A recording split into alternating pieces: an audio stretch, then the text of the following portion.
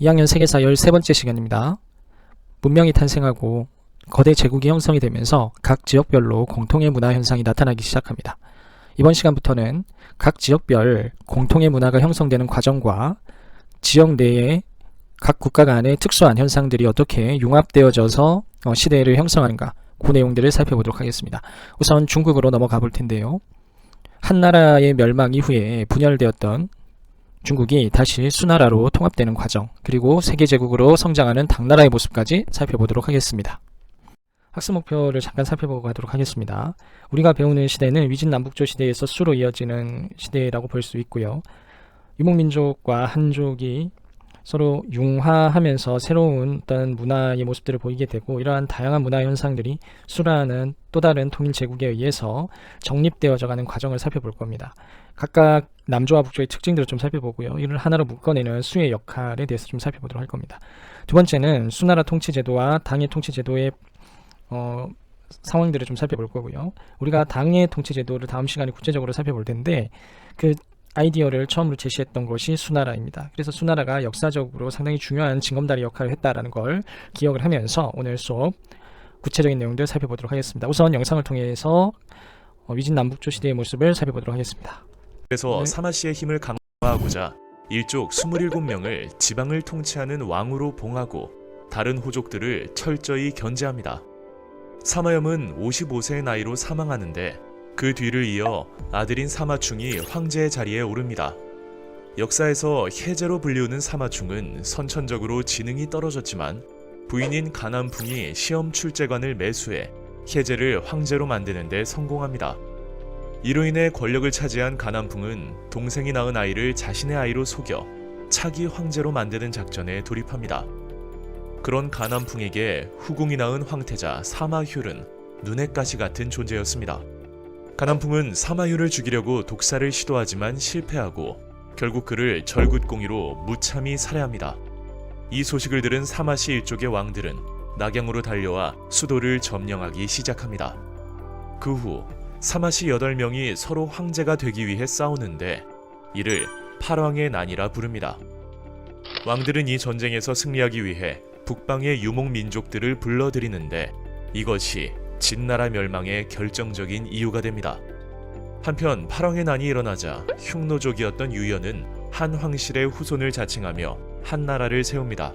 그리고 병력을 모아 진나라의 수도 낙양을 공격하는데 진나라는 유연의 공격을 막아냈지만 권력을 이어받은 유총에게 311년 함락되고 맙니다. 그러자 사마염의 조카였던 사마예는 양쯔강 지역으로 내려가 오나라의 옛수도인 건강의 근거지를 잡고 새로운 황제에 오릅니다.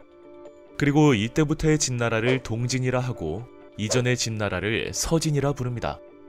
한편 유총이 다스리던 한나라는 흉노, 저, 갈, 강, 선비의 5 이민족들에게 멸망하는데 이후 무려 16개의 나라가 생겨납니다.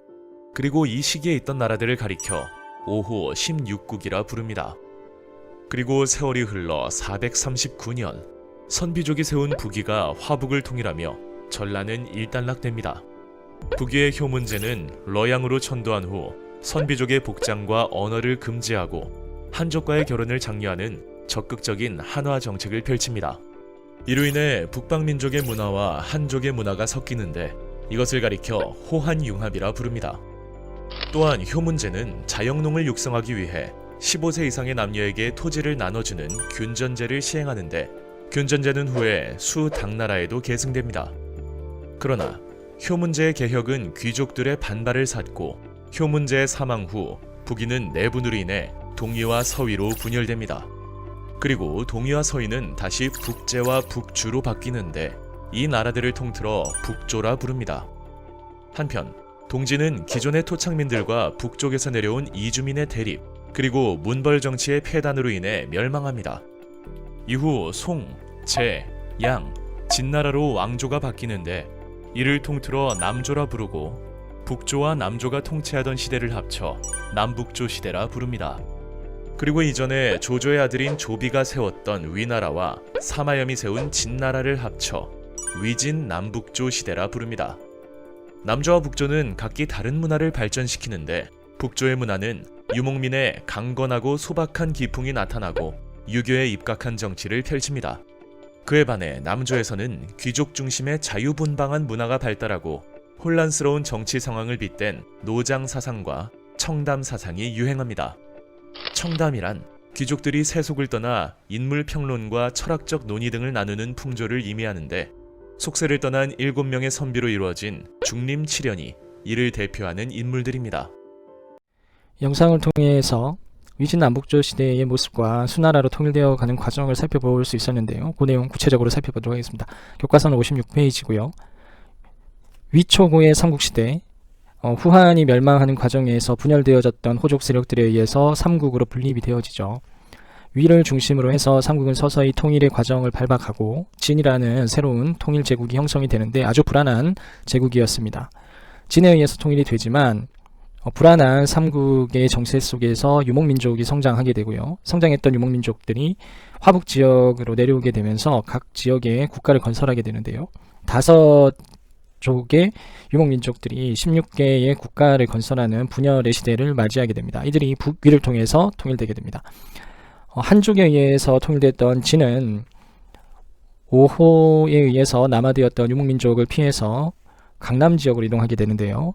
동쪽으로 이동을 했다고 해서 동진이라고 불렀습니다. 이들은 한족에 의해서 세워진 국가이기는 한데요. 상대적으로 귀족들의 권한이 강했고 왕권은 상당히 미약했던 곳이기도 합니다. 그리고 지속적으로 유목민족과의 경쟁 속에서 나름대로 강남 지역을 통해서 한족의 문화를 유지하고 강남 지역을 개발했다는 점에서 역사적 의의가 있는 지역이기도 하죠. 지도를 통해서 조금 더 살펴보도록 하겠습니다. 중국이 둘로 나뉘어져 있죠. 갈색 지역과 녹색 지역으로 나뉘어져 있는데요. 북위를 중심으로 해서 북조라고 불려지는 곳은 여러 유목민족들에 의해서 세워진 나라들이 오랫동안 5호 16국의 형태로 있었고요. 이 5호 16국이 선비족의 북이라는 나라에 의해서 통합되는 과정을 보이게 됩니다. 남쪽으로 내려오게 되면 창장강이 보이죠. 그 전후로 해서 남쪽 지역의 한족의 국가들이 형성이 되는데요. 동진에서 송, 제, 양, 진이라는 나라로 발전해 갑니다. 여러분들이 이 나라의 변화와 과정들을 다 암기할 필요는 없고요. 분열되어져 있었던 중국의 정체성들이 이제 수나라라는 하나의 통일된 제국으로 통합되는 과정들을 살펴보실 필요가 있고요. 그 과정에서 북위는 유목민족들의 문화가 상당히 강하게 나타나고 많이 반영이 되어 있다.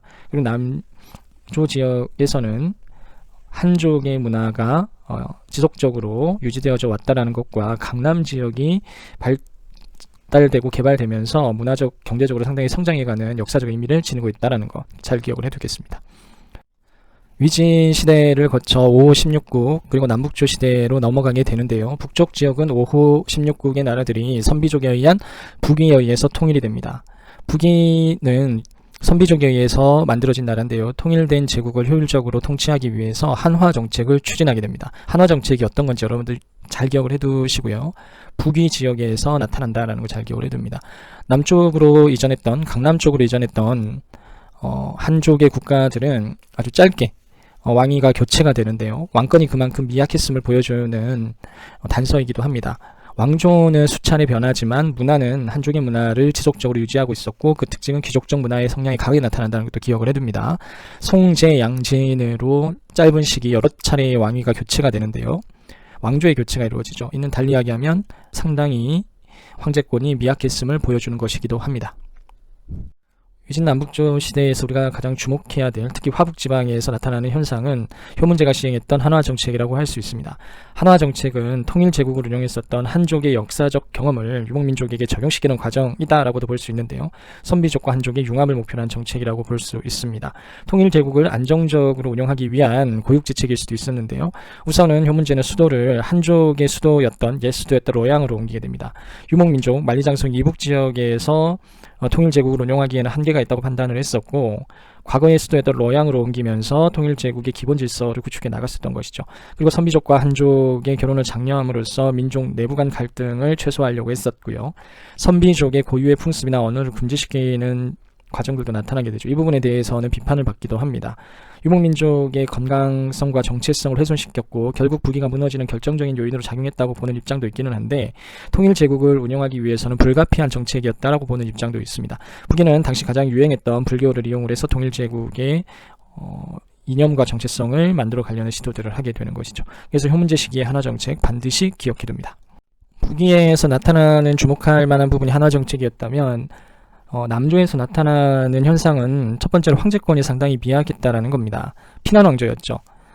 이민족에 의해서 쫓겨난 왕조였기 때문에 왕조 자체의 정체성이라든지 강한 민심을 이끌 만한 에너지는 없었다라고 볼 수 있습니다. 대신에 각 지역에 흩어져 있는 귀족들에 의해서 주로 이 시대가 운영이 되는데요. 그래서 귀족 문화가 상당히 발전하게 됩니다. 그리고 왕조를 위한 정권을 창출하는 것보다는 그 지역에서 정착하고 지속적으로 경제적 성장의 발판을 기울이는 데 더 노력을 하게 되는데요. 그 결과 강남 지역이 개발이 되면서 농업이 비약적으로 발전하는 모습을 보이게 됩니다. 교과서를 통해서 정리해 보도록 하겠습니다. 후한이 멸망하고 나서 삼국이 경쟁하는 시대였었죠. 위나라가 주도권을 잡고 진나라가 통일을 하게 됩니다. 하지만 굉장히 혼란한 시대였었고요. 북쪽에서는 유목민족이 성장하게 되면서 화북 지역에 5호의 16국이 건국이 되게 됩니다. 5개의 유목민족들이 16개 국가를 건설했던 시점이고요. 이들은 나중에 북위로 통일이 됩니다.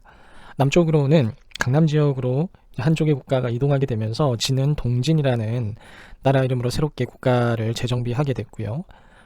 이 시기를 위진 남북조 시대라고 부릅니다. 위진 남북조 시대 중에 화북 지역을 통일했던 나라는 북위죠. 북위에서 주목해야 될 내용은 한화 정책입니다. 한화 정책은 앞에서도 설명했듯이 몇 가지 특징이 있는데요. 일단 수도를 옮기고요. 선비족과 한족 결혼을 장려하게 됩니다. 그리고 선비족의 고유 풍습, 언어 등을 금지하게 되죠. 그리고 통치 이념으로서 불교를 채택하게 된다라는 거 북위에서 나타나는 현상입니다. 잘 기억을 해두시고요. 남조에서는 피난 왕조였기 때문에 황제권이 상당히 미약했다라는 거. 대신에 황제권이라든지 중앙 정부의 힘보다는 귀족들의 영향력이 굉장히 컸다라는 거. 그래서 귀족 문화가 발전하고 강남 지역이 개발이 되면서 농업적으로 경제적으로 굉장히 성장해 가고 있었다라는 것까지 기억을 해두시면 되겠습니다. 을 시작합니다. 당시의 관리 선발 제도는 지방관의 추천으로 관리를 임명하는 구품 중정제였습니다. 하지만 이 제도는 유력 가문의 기득권 세력을 유지하는 데 이용되었기 때문에 과감히 이를 폐지합니다. 그리고 개인의 역량으로 관리를 선발하는 과거제를 실시해 문벌 귀족들을 견제하고 중앙 집권을 꾀합니다. 또한 북위 이후 시행되던 균전제, 조용조, 부병제 등을 정비해 국가 재정을 안정시키고 군사력을 증강합니다. 수나라의 연호가 개황이었기 때문에 문제의 개혁을 개황의 치라 부릅니다. 이렇게 훌륭한 정치를 펼친 문제는 둘째 아들 양광이 일으킨 정변으로 64세의 나이에 생을 마감합니다. 그리고 정변을 일으킨 양광은 수나라의 두 번째 황제 양제가 됩니다. 양제는 즉위하자마자 대운하 건설에 착수하는데 대운하 사업은 진시 황제의 만리장성과 더불어 중국 역사상 가장 큰 규모의 사업이었습니다. 오나라 때부터 본격적으로 개발된 양쯔강 유역은 경제의 중심지였고 북쪽의 황허강은 정치의 중심지였습니다. 그로 인해 양제는 정치와 경제의 중심지를 잇는 대운하가 필요하다고 판단했습니다. 운하의 건설에는 수백만 명이 동원되었고 수나라가 멸망한 가장 큰 이유로 지목되지만 이때 만들어진 운하가 지금까지 사용되고 있기 때문에 이는 양제의 가장 큰 업적이라 말할 수 있습니다. 당시 중국 북쪽에는 유목민족으로 이루어진 돌궐이 있었습니다. 돌궐은 수나라가 건국될 무렵 방대한 유목국가로 발전하는데 이후 서돌궐과 동돌궐로 분열됩니다. 운하 사업과 더불어 대외 팽창을 노린 양제는 동돌궐을 지배권 아래 두고 중국의 서쪽 지역과 동남아시아에 진출한 후 고구려를 다음 목표로 설정합니다. 고구려와의 충돌은 문제 재위 시절부터 있었습니다. 문제는 고구려에게 조공을 요구하지만 오히려 고구려가 먼저 수나라의 영토인 요서 지방을 공격했습니다. 이에 문제는 30만 대군으로 맞서지만 고구려군에게 몰살당합니다. 문제에 이어 양제 역시 612년 100만이 넘는 군사로 고구려 원정에 나서지만 을지문덕의 계략에 넘어가 대패하는데 이 전투를 가리켜 살수대첩이라 부릅니다. 이후 양제는 전력을 가다듬어 3차 고구려 원정에 나섭니다. 하지만 고구려 역시 수나라의 공격을 막아내느라 피해가 너무 컸기 때문에 화해를 청했고 결국 두 나라는 화해합니다. 수나라의 고구려 원정은 끝났지만 재정은 파탄나고 전국 각지에서 농민 반란이 일어납니다. 그리고 반란을 잠재울 수 없었던 수나라를 기다린 것은 위진남북조 시대의 과정을 거쳐서 이제 수나라가 통일되는 내용을 영상을 통해서 잠깐 살펴봤습니다. 교과서 57페이지고요. 6세기 말 위진남북조 시대를 최종적으로 통일시켰던 나라는 수나라입니다. 수나라는 아주 짧게 통일제국을 운영을 했었는데요. 그래도 중국 역사에서 굉장히 중요한 기본적인 질서, 체제들의 원형들이 수나라 때 나타나게 됩니다. 첫 번째는 삼성육부제인데요. 통일제국을 운영하는 데 있어서 가장 적합한 체제였다고도 볼 수 있고요.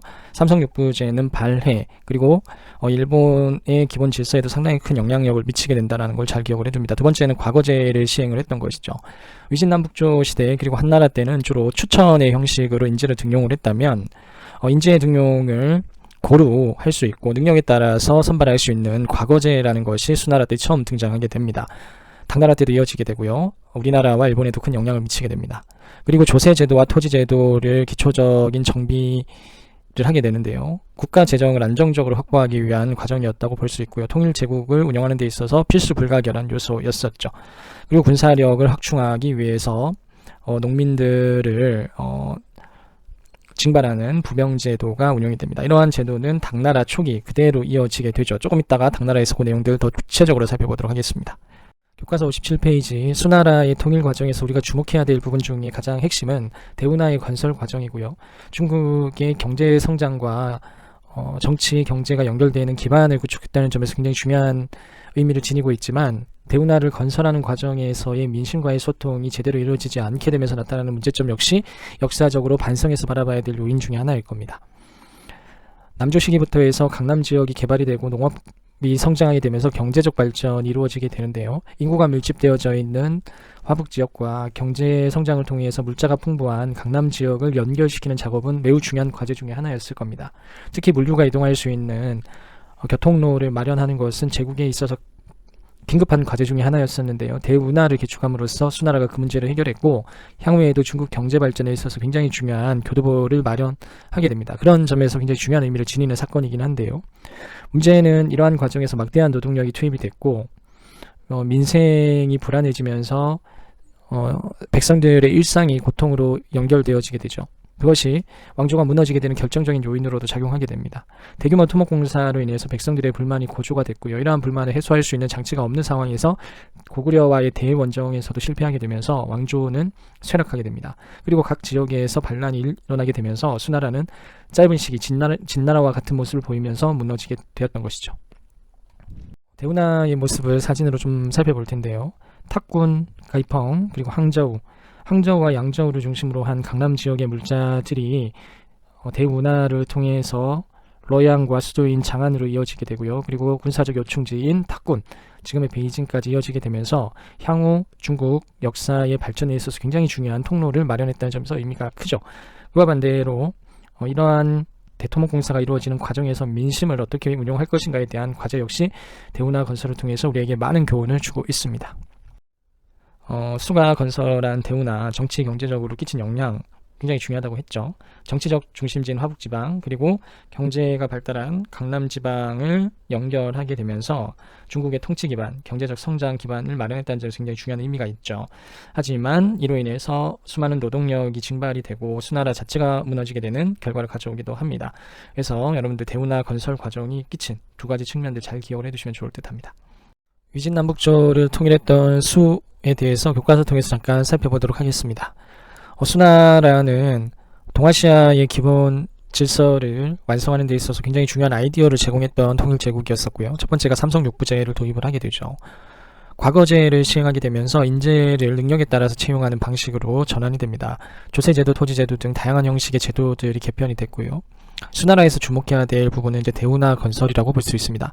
대운하 건설은 강남 지역과 화북 지역을 이어주면서 경제적 맥을 뚫었다는 점에서 중국 역사 변화 과정에서 굉장히 중요한 의미를 가지고 있기는 하지만 이 과정에서 많은 백성들이 고난을 경험을 하게 됐고 백성들의 노동력을 강제로 징발하게 되면서 결국 수나라가 멸망하게 되는 주요 요인으로도 작용하게 됩니다. 역사적으로 상당히 고민해 봐야 될 요인들이 많은 사업이기도 했죠. 고구려와의 전쟁에서 패배하게 되면서 수나라는 멸망하게 되는데요. 수의 멸망 요인도 여러분 잘 기억을 해두셔야 됩니다. 첫 번째는 대규모 토목공사를 통해서 민심을 잃었다는 거, 그리고 수차례 고구려 침략을 통해서 실패로 끝이 나게 되면서 민심 비반의 속도는 더 커졌다는 거. 그래서 결국 지역에서 반란이 일어나게 되면서 수나라가 멸망하게 되는 모습입니다. 여기까지 내용 살펴보고요. 다음 시간에는 당나라와 동아시아 사회에 대해서 살펴보도록 하겠습니다.